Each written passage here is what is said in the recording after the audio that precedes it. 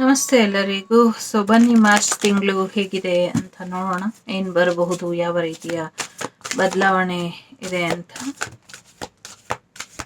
ವಾ, ಮೊದಲಿಗೆ ನನಗೆ ಹೊತ್ತು ಸಮಾಧಾನ ಆಗಿದ್ದು ಅಂಗಾಳ ಪರಮೇಶ್ವರಿ ದೇವಿ ಬಂದಿದ್ದು. ಸೊ ನನಗೆ ತುಂಬ ಖುಷಿ ಆಯಿತು. 5th ಚಕ್ರ, ಥ್ರೋಟ್ ಚಕ್ರದ ಕಡೆ ಸ್ವಲ್ಪ ಹೆಚ್ಚಿನ ಗಮನನ ಕೊಡಿ. ಸಾಕಷ್ಟು ರೆಸ್ಟ್ ಮಾಡ್ತೀರಾ, ರೆಸ್ಟ್ ಮಾಡಿ ಅನ್ನುವಂಥದ್ದು ಇದೆ. ಸೊ ಸಾಕಷ್ಟು ಯಶಸ್ಸನ್ನ ನೋಡ್ತೀರಾ ಅನ್ನುವಂಥದ್ದು ಇದೆ. ಥರ್ಡ್ ಪಾರ್ಟಿ ಸಿಚುವೇಶನ್ ಇಂದ ಹೊರಗೆ ಬರ್ತೀರಾ. ಒಂದು ಕಾರ್ಮಿಕ್ ರಿಲೇಶನ್ಶಿಪ್ ಕಂಪ್ಲೀಟ್ ಆಗತ್ತೆ ಅನ್ನುವಂಥದ್ದು ಕೂಡ ಇದೆ. 7-19 ನಂಬರ್ ತುಂಬ ಇಂಪಾರ್ಟೆಂಟ್ ಅಂತ ಅನ್ಸುತ್ತೆ. ಸಾಕಷ್ಟು ಯಶಸ್ಸು, ಗೌರವ ಸಂಪಾದನೆ ಮಾಡ್ತೀರಾ. ವಿದ್ಯಾರ್ಥಿಗಳೇ ಚಿಂತೆ ಬೇಡ, ಸಾಕಷ್ಟು ಜನ ಪಾಸ್ ಆಗ್ತೀರಾ ಅನ್ನೋವಂಥದ್ದು ಕೂಡ ಇದೆ. ಎಲ್ಲೋ ಒಂದು ಕಡೆ ಕಂಫರ್ಟ್ ಝೋನಿಂದ ಹೊರಗೆ ಬಂದು ಯೋಚನೆ ಮಾಡೋದ್ರಲ್ಲಿ ವಿಫಲ ಆಗ್ತೀರಾ. ಅದ್ರ ಕಡೆ ಹೆಚ್ಚಿನ ಗಮನ ಕೊಟ್ಟರೆ ಬೆಟರ್ ಇದೆ ಅನ್ನುವಂಥದ್ದು ಇದೆ. ಆರೋಗ್ಯದಲ್ಲಿ ಸ್ವಲ್ಪ ಏರುಪೇರು ಆಗಬಹುದು, ಒಂಚೂರು ಗಮನನ ಕೊಡಿ ಅನ್ನುವಂಥದ್ದು ಇದೆ. ಸೆಲ್ಫ್ ಲವ್ ಕಡೆ ಹೆಚ್ಚಿನ ಗಮನನ ಕೊಡಿ ಅನ್ನುವಂಥದ್ದು ಕೂಡ ಇದೆ. ಸೊ ಸಾಕಷ್ಟು ರಹಸ್ಯಗಳು ಇದೆ. ಎಲ್ಲ ರಹಸ್ಯಗಳಿಗೂ, ಎಲ್ಲ ಪ್ರಶ್ನೆಗಳಿಗೂ ಉತ್ತರ ನಾನು ಕೊಡ್ತೀನಿ ಅಂತ ಅಂಗಾಳ ಪರಮೇಶ್ವರಿ ದೇವಿ ಇಲ್ಲಿ ನಿಮಗೆ ವಾಗ್ದಾನನ ಕೊಡ್ತಾ ಇದ್ದಾರೆ.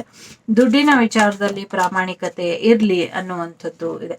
ಹೊಸ ಪ್ರೀತಿ ಬರೋದ್ರಲ್ಲಿ ಇದೆ, ಹೊಸ ದುಡ್ಡು ಬರೋದ್ರಲ್ಲಿ ಇದೆ, ಲವ್ ವಿಚಾರದಲ್ಲಿ ಸಕ್ಸಸ್ ಕೂಡ ಬರೋದ್ರಲ್ಲಿ ಇದೆ. ಇನ್ನೇನು ಬೇಕು ಅಲ್ವಾ? ಒಂದಷ್ಟು ಕ್ಲಾರಿಟಿನ ಪಡ್ಕೊಂಡು ಮುಂದುವರೆದ್ರೆ ಇನ್ನು ಹೆಚ್ಚಿನ ಅನುಕೂಲ ಆಗತ್ತೆ ಅನ್ನುವಂಥದ್ದು ಕೂಡ ಇದೆ. ಉದ್ಯೋಗದಲ್ಲೂ ಕೂಡ ಅನುಕೂಲ ಇದೆ.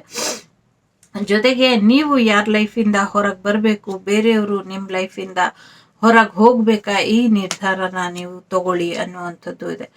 ದುಷ್ಟರ ವಿರುದ್ಧ ಅಥವಾ ಬ್ಲ್ಯಾಕ್ ಮ್ಯಾಜಿಕ್ ಮಾಡುವಂಥವರ ವಿರುದ್ಧ ಅಥವಾ ನಿಮ್ಮ ಹೆಸರಲ್ಲಿ ಒಂದಷ್ಟು ಪ್ರಯೋಗಗಳನ್ನ ಮಾಡಿ ಆಟ ಆಡ್ತಾ ಇರೋರ ಬಗ್ಗೆ ನೀವು ಚಿಂತೆ ಏನಾದರೂ ಮಾಡ್ತಾ ಇದ್ರೆ ಸ್ವಲ್ಪ ತಾಳ್ಮೆಯಿಂದ ಇರಿ. ಅವರಾಗೆ ದೂರ ಆಗುವಂಥ ಸಮಯ ಬರಬಹುದು ಅಂತ ಹೇಳ್ತಾ ಇದೆ. ಏಂಜಲ್ ಆಫ್ ಬ್ಯಾಲೆನ್ಸ್ ಇರೋದ್ರಿಂದ ಸಾಕಷ್ಟು ಬ್ಯಾಲೆನ್ಸಿಂಗ್ ಎನರ್ಜಿಲಿ ಇರಬೇಕಾದಂಥ ಅಗತ್ಯ ಇದೆ. ಇರಿ ಅನ್ನುವಂಥದ್ದು ಇದೆ. ಮುಖವಾಡದ ಹಿಂದಿನ ಸತ್ಯಗಳೆಲ್ಲವೂ ಕೂಡ ಗೊತ್ತಾಗತ್ತೆ ಅನ್ನುವಂಥದ್ದು ಇದೆ. ಗೊತ್ತಾಗಬೇಕು ಅನ್ನುವಂಥದ್ದು ಇದೆ. ಸೊ ಹಾಗಾಗಿ ಸಾಕಷ್ಟು ಅಟ್ಯಾಚ್ಮೆಂಟ್ ಇಂದ ಹೊರಗೆ ಬರ್ತೀರಾ ಅನ್ನುವಂಥದ್ದು ಕೂಡ ಇದೆ. ನಿಮ್ಮ ಲೈಫ್ ಬ್ಯಾಲೆನ್ಸ್ ಅಲ್ಲಿ ಇರಬೇಕಾದಂಥ ಅಗತ್ಯ ಇದೆ. ನಿಮ್ಮ ಜೀವನದ ಜ್ಯೋತಿನ ಚೆನ್ನಾಗಿಟ್ಕೊಳ್ಳಿ ಅನ್ನುವಂಥದ್ದು ಇದೆ. ಜಗಜ್ಯೋತಿ ಬಸವಣ್ಣರ ಬಗ್ಗೆ ಒಂದಷ್ಟು ಮಾಹಿತಿಗಳು ಕೂಡ ಈ ತಿಂಗಳು ಕೇಳಲಿಕ್ಕೆ ಸಿಗುತ್ತೆ. ನಿಮ್ಮ ಆಸೆ ಆಕಾಂಕ್ಷೆಗಳೆಲ್ಲವೂ ಕೂಡ ಈಡೇರುತ್ತೆ. ಒಂದಷ್ಟು ಮನೆ ವಿಚಾರದಲ್ಲಿ ಒಂದಷ್ಟು, ಇದೊಂದು ಜನರಲ್ ರೀಡಿಂಗ್, ಎಲ್ಲರಿಗೂ ಅನ್ವಯಿಸೋದಿಲ್ಲ. ಕೆಲವರಿಗೆ ಕೆಲವು ಅನ್ವಯಿಸಿದ್ರೆ ತಗೊಳ್ಳಿ, ಯಾವ್ದು ಅನ್ವಯಿಸೋದಿಲ್ವೋ ಅದನ್ನ ಬಿಟ್ಟು ಹಾಕಿ. ಕೆಲವರು ಮನೆ ರಿಪೇರಿ ಮಾಡಿಸ್ಕೊಳ್ಳುವಂಥ ಸಾಧ್ಯತೆ ಇದೆ. ಕೆಲವರು ಮನೆ ಖಾಲಿ ಮಾಡ್ತಾರೆ, ಕೆಲವರು ಹಾಸ್ಟೆಲ್ ಖಾಲಿ ಮಾಡ್ತಾರೆ. ಇನ್ನು ಕೆಲವರು ಈ ತಿಂಗಳು ತಮ್ಮ ಮನೆಯಿಂದ ದೂರ ಆಗಿರುವಂಥ ದೈವನ ಕರ್ಕೊಂಬಂದು ವಾಪಸ್ ಮನೆಗೆ ಸೇರಿಸ್ತಾರೆ ಅನ್ನುವಂಥದ್ದು ಇದೆ. ಸಾಕಷ್ಟು ಸ್ಟ್ರಾಟರ್ಜಿ ಪ್ಲಾನ್ ಮಾಡಿದ್ರೆ ಮಾತ್ರ ಈ ಒಂದು ಲಾಸ್ ಇಂದ ನೀವು ಹೊರಗೆ ಬರೋದಕ್ಕೆ ಸಾಧ್ಯ. ಇಲ್ಲಾಂದ್ರೆ ಸಾಕಷ್ಟು ಲಾಸನ್ನ ಅನುಭವಿಸ್ತೀರಾ. ಇದ್ರ ಬಗ್ಗೆ ಎಚ್ಚರಿಕೆ ಇರಲಿ ಅನ್ನುವಂಥದ್ದು ಇದೆ. ಒಂದಷ್ಟು ಕಳ್ಳತನ ಆಗುವಂಥ ಸಾಧ್ಯತೆ ಇದೆ. ತುಂಬ ದೊಡ್ಡ ಕಂಪನಿ, ಹಳೆ ಕಂಪನಿ ದಿವಾಳಿ ಆಗತ್ತೆ ಅನ್ನುವಂಥ ಸುದ್ದಿನೂ ಕೂಡ ಕೇಳ್ತೀರಾ ಅನ್ನುವಂಥದ್ದು ಇದೆ. ಸಾಕಷ್ಟು ಸ್ಪಿರಿಟ್ಸ್ ನಿಮ್ಮ ಜೀವನದಲ್ಲಿ ಬದಲಾವಣೆ ತರೋದಕ್ಕೆ ಪ್ರಯತ್ನನ ಪಡ್ತಾ ಇದ್ದಾರೆ. ನಿಮಗೆ 32-48 number, 28 number, 39 number, 11 number, 50 number, 21 number ತುಂಬ ಇಂಪಾರ್ಟೆಂಟ್ ಅಂತ ಅನ್ಸುತ್ತೆ. ನಿಮ್ಮ ಸ್ಪಿರಿಟ್ ನಿಮಗೆ ಸಹಾಯ ಮಾಡ್ತಾ ಇದ್ದಾರೆ. ನಿಮ್ಮ ಜೊತೆ ಬರ್ತಾ ಇರುವಂಥ ಒಳ್ಳೆಯ ಅವಕಾಶನ ನೀವು ಇಟ್ಕೊಳ್ಳಿ. ಯಾವ ಅವಕಾಶಗಳು ನಿಮಗೆ ಸರಿ ಇಲ್ಲ ಅಂತ ಅನ್ಸುತ್ತೋ ಅದನ್ನ ಬಿಟ್ಟಾಕಿ ಅನ್ನುವಂಥದ್ದು ಇದೆ. ನಿಮ್ಮ ಇನ್ ಆ್ಯಂಡ್ ಎನ್ ಎನರ್ಜಿನ ಚೆನ್ನಾಗಿಟ್ಕೊಳ್ಳಿ ಅನ್ನುವಂಥದ್ದು ಕೂಡ ಇದೆ. ಎನರ್ಜಿ ಬ್ಯಾಲೆನ್ಸ್ ಮಾಡ್ಕೊಳ್ಳಿ. ನಂಬರ್ 11, ನಂಬರ್ 12 ಇದೆ. ಸೊ 11-12 ಏಂಜಲ್ ನಂಬರ್ ಇದೆ. ಸೊ ಅದು ನಿಮಗೆ ಒಂದಷ್ಟು ವಾರ್ನಿಂಗ್ ಅನ್ನ ಹೇಳ್ತಾ ಇದೆ. ಓಕೆ, ಪ್ರೀತಿ ವಿಚಾರದಲ್ಲಿ, ಹಣಕಾಸಿನ ವಿಚಾರದಲ್ಲಿ ಒಂದು ಸಣ್ಣ ಮಟ್ಟದ ಎಚ್ಚರಿಕೆ ಬೇಕು ಅನ್ನುವಂಥದ್ದು ಇದೆ. ಇಲ್ಲ ಅಂದ್ರೆ ಸ್ವಲ್ಪ ಸಮಸ್ಯೆ ಆಗ್ಬಹುದು. ಸಡನ್ ಚೇಂಜಸ್ ಏನೋ ಬದಲಾವಣೆ ಬರುತ್ತೆ ಅನ್ನುವಂಥದ್ದು ಇದೆ. ಫೈನಾನ್ಷಿಯಲಿ ತುಂಬಾ ಚೆನ್ನಾಗಿದೆ ಆಗ್ಲೇ ಹೇಳ್ದಂಗೆ, ಬಟ್ ಕೆಲವ್ರಿಗೆ ಒಂದಷ್ಟು ಸಮಸ್ಯೆ ಕೂಡ ಆಗ್ಬಹುದು. ಚಕ್ರ ಬ್ಯಾಲೆನ್ಸ್ ಮಾಡ್ಕೊಳ್ಳಿ. ಜೊತೆಗೆ ಒಂದು ಒಳ್ಳೆ ಡಿಸಿಷನ್ನ ತಗೊಳ್ಳಿ ಅನ್ನುವಂಥದ್ದು ಕೂಡ ಇದೆ. ಸೋಲ್ಮೇಟ್ ಬರುವಂತ ಸಾಧ್ಯತೆ ಇದೆ. ಒಳ್ಳೆ ಲೈಫ್ ಪಾರ್ಟ್ನರ್ ಬರುವಂತ ಸಾಧ್ಯತೆಗಳು ಕೂಡ ಇದೆ. ಸೊ ಇದೆರಡರ ಮಧ್ಯೆ ನಿಮ್ಮ ಲೈಫನ್ನ ತುಂಬಾ ಚೆನ್ನಾಗಿ ನೀವು ಬ್ಯಾಲೆನ್ಸ್ ಮಾಡ್ಕೊಳ್ತೀರಾ ಅನ್ನುವಂಥದ್ದು ಇದೆ. ಓಕೆ, ಸೊ ಹೆಸರು ನೋಡೋಣ.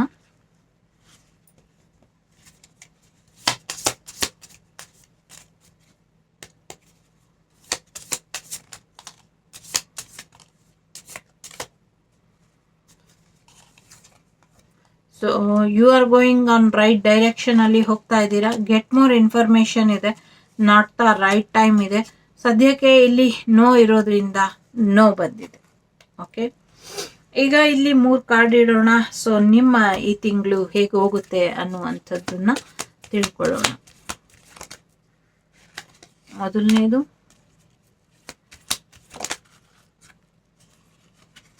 ಎರಡನೇದು,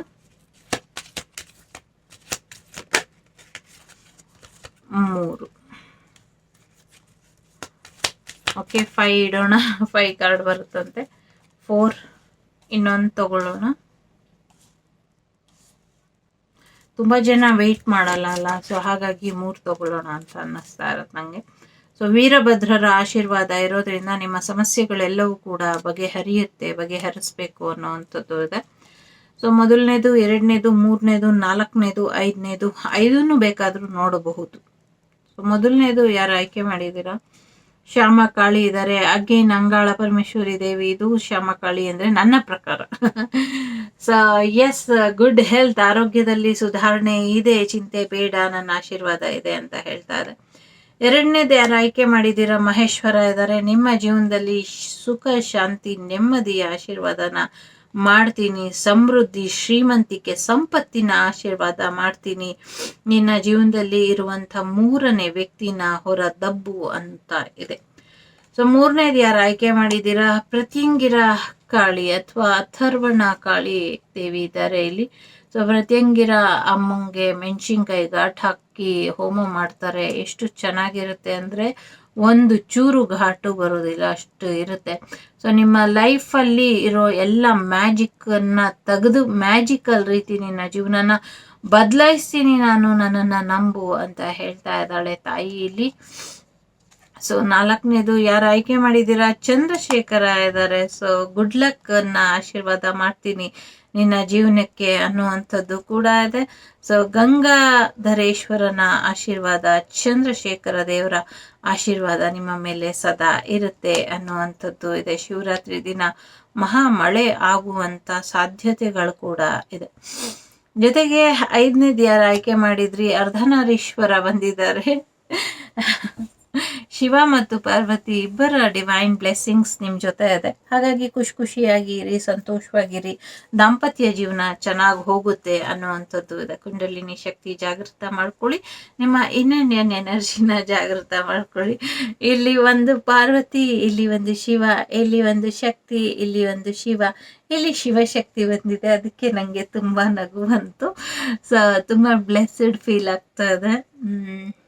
ನಂತರನೇ ನೀವೆಲ್ಲರೂ ಆಶೀರ್ವಾದವಂತರಾಗಿರಿ ಅಂತ ಬೇಡ್ಕೊಳ್ತೀನಿ. ಸಾಕಷ್ಟು ತಪ್ಪುಗಳು ನಾನು ಮಾಡಿದ್ದೀನಿ, ಮಾಡ್ತಾನೇ ಇರ್ತೀನಿ. ದಿನಕ್ಕೆ ಏನಾದರೂ ಒಂದು ತಪ್ಪಾದರೂ ಮಾಡಿರ್ತೀನಿ. ಆದರೂ ಅಮ್ಮ ಅದನ್ನೆಲ್ಲವನ್ನು ಕೂಡ ಕ್ಷಮಿಸಿರುತ್ತೆ. ಶಿವಪ್ಪನೂ ಅಷ್ಟೇ ಎಲ್ಲನೂ ಕ್ಷಮಿಸ್ಬಿಟ್ಟಿರ್ತಾರೆ. ಸೊ ಎಲ್ಲ ಕ್ಷಮಿಸಿ ಅವರು ನನ್ನನ್ನು ಹೇಗೆ ಚೆನ್ನಾಗಿ ಮುದ್ದಾಗಿ ನೋಡ್ಕೊಳ್ತಾರೋ ಹಾಗೆ ನಿಮಗೂ ಕೂಡ ಅವ್ರ ರಕ್ಷೆ ಸಿಕ್ಕಲಿ ಅಂತ ಆಶೀರ್ವಾದ ಕೇಳ್ಕೊಳ್ತೀನಿ. ಯಾಕೆಂದರೆ ಅಮ್ಮ ಬಂದಿರೋದ್ರಿಂದ ತುಂಬ ಸ್ಪೆಷಲ್ ಇದೆ. ಮತ್ತು ಈ ತಿಂಗಳು ನಮ್ಮ ಮನೆ ಅಂಗಾಳ ಪರಮೇಶ್ವರಿ ದೇವಿಯ ಜಾತ್ರೆ ಇರುತ್ತೆ. ಅವಾಗೆಲ್ಲರಿಗೂ ನಾನು ಆಹ್ವಾನನ ಕೊಡ್ತೀನಿ. ಅವತ್ತು ನಿಮ್ಮ ಮನೇಲೇ ಪೂಜೆನ ಮಾಡಿ ದೀಪನ ಹಚ್ಚಿ ಅನ್ನುವಂಥದ್ದು ಇದೆ.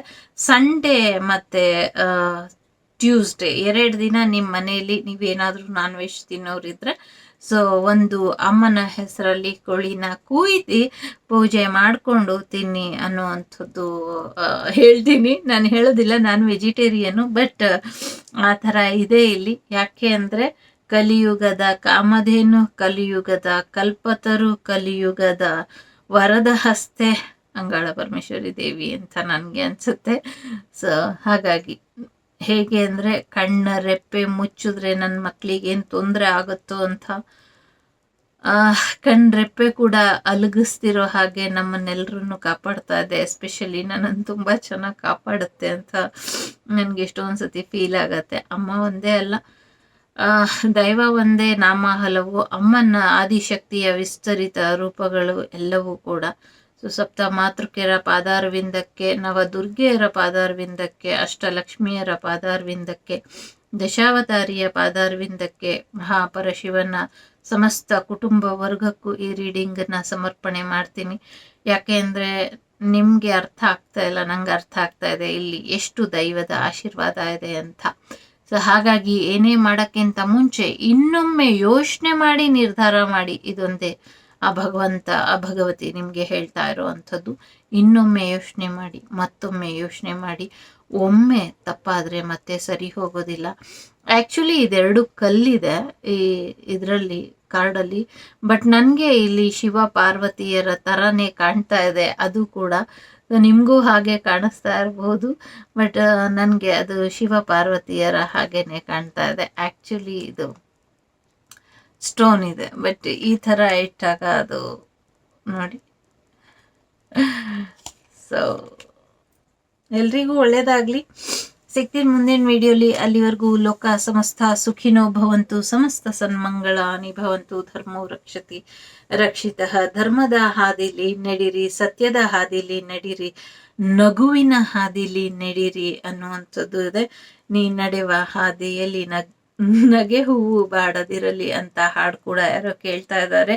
ಸೊ ನನ್ನ ಫೇವ್ರೇಟ್ ಹಾಡೋದು. ಸೊ ಹೀಗೆ ನಿಮ್ಮ ಜೀವನ ಕೂಡ ನಗ್ನಾಗ್ತಾ ಇರಲಿ. ಸಾಧ್ಯ ಆದರೆ ಈ ತಿಂಗಳು ಕೆಂಪು ಪುಷ್ಪನ ಅಮ್ಮನಿಗೆ ಸಮರ್ಪಣೆ ಮಾಡಿ. ಒಳ್ಳೆಯದಾಗಲಿ.